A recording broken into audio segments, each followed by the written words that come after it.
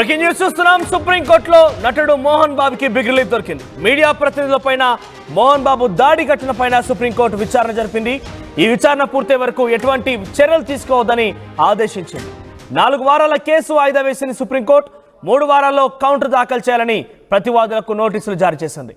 ఇంట్లోకి వచ్చారని జర్నలిస్టుపై దాడి చేస్తారంటూ సుప్రీంకోర్టు ప్రశ్నించింది.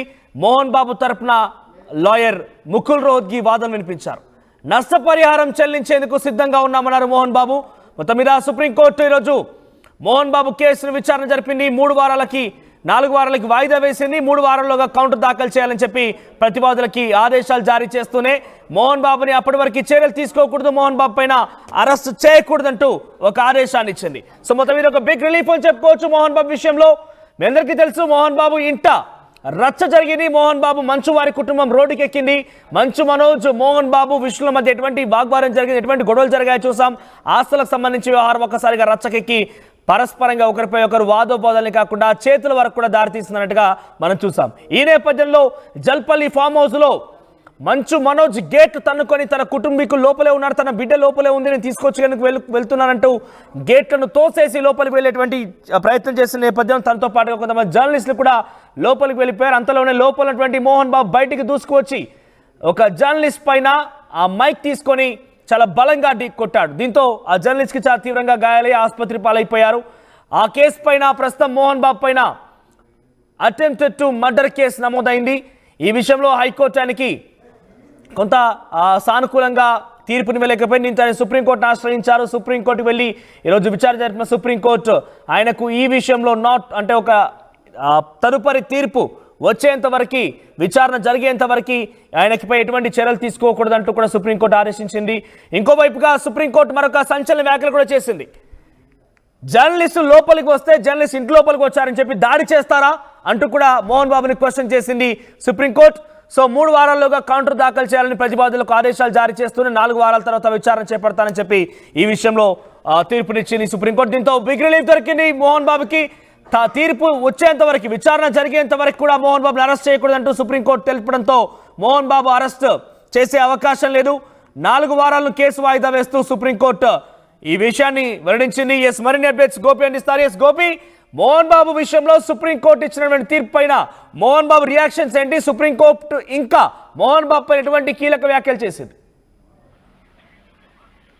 మనోజ్, ఇది ఒక పెద్ద రిలీఫ్ అని చెప్పుకోవచ్చు. ఎందుకంటే మోహన్ బాబుకు హైకోర్టులో ఎటువంటి ఊరట లభించలేదు. ఆయన సుప్రీంకోర్టుకు ఆశ్రయించడం జరిగింది. అయితే సుప్రీంకోర్టులో ఆయనకు ప్రస్తుతం అయితే ఒక రిలీఫ్ దొరికిందని చెప్పవచ్చు. గతంలో కూడా ఆయన హైకోర్టు కూడా ఇదే అంశాన్ని కూడా చెప్పడం జరిగింది.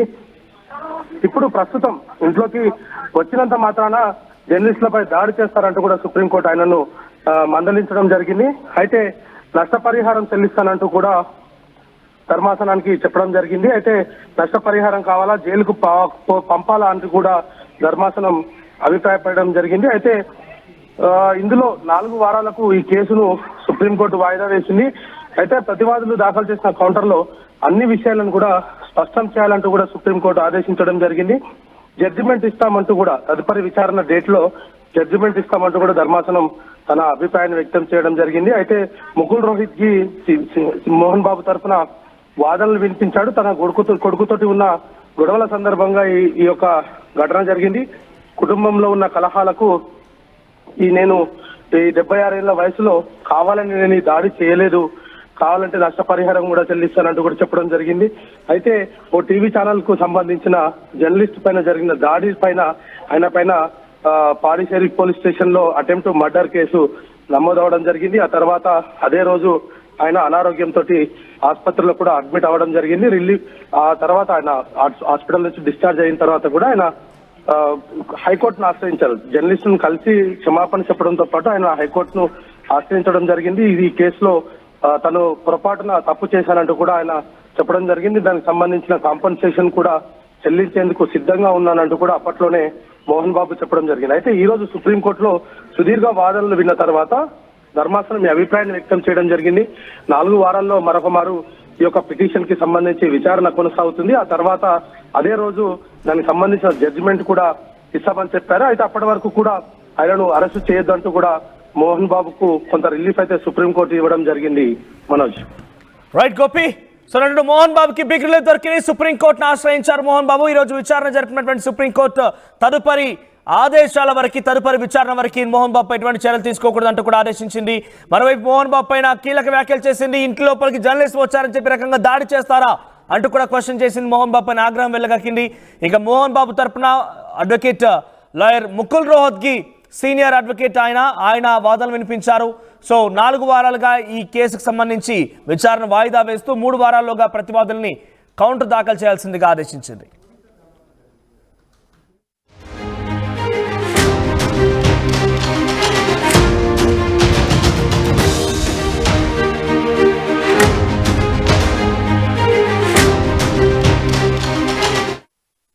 జలుబు తలనొప్పి ఒళ్ళు నొప్పుల నుంచి తక్షణ ఉపశమనం శాస్త్రీమాం. జలుబు తలనొప్పి ఒళ్ళు నొప్పుల నుండి తక్షణ ఉపశమనం శాస్త్రీమాం. ఇప్పుడు ₹5 ప్యాక్ లో కూడా.